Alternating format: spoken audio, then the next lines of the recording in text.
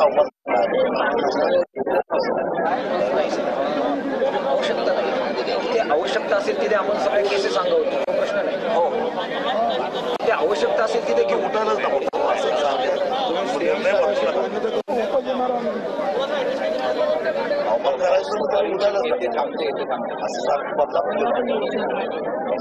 आपल्याला बसते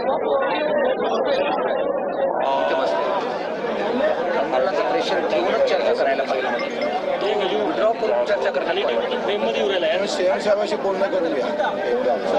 काय करू मी एक मिनिट सांगतो.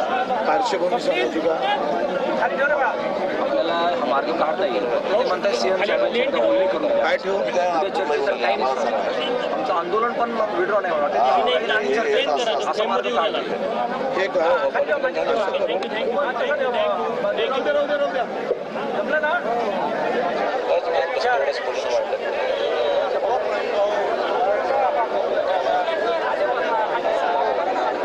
काय करताय?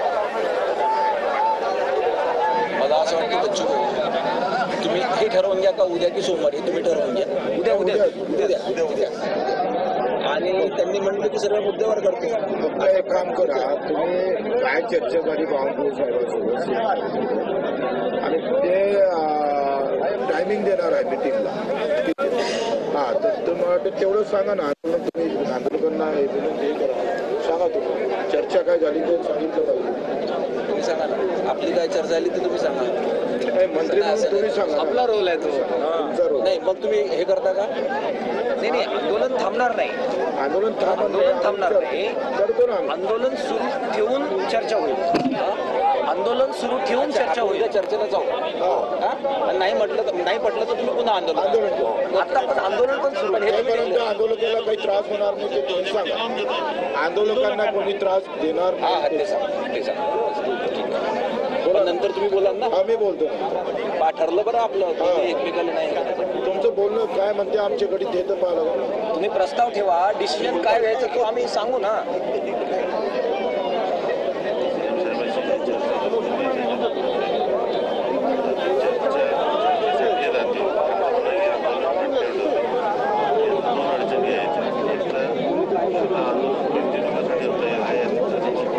एकटे सांगतील ते आपल्याला पण तेवढं सांगायचं की काही त्रास होणार नाही एवढं सांगायचं.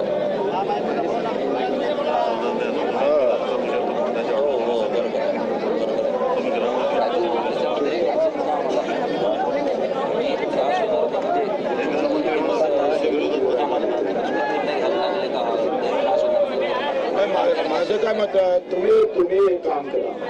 तुम्ही मुख्यमंत्र्यांशी बोलणं झालं, बावनकुळे साहेबांशी बोलणं झालं, आता जे बोलणं झालं या सगळ्याच्या मध्ये आंदोलकांना भीती काय आहे का आम्ही तिकडे चर्चेला यायचं आणि तुम्ही इकडे आंदोलन मोडीत करायचं.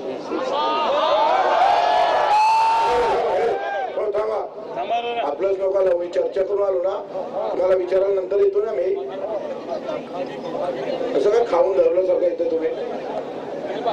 माझं काय मत आहे का चर्चेतून प्रश्न सुटून मान्य आहे, पण आम्ही तिकडे आल्यानंतर जर यांना जर हात लागला तर त्याची जबाबदारी तुम्ही घेतली पाहिजे.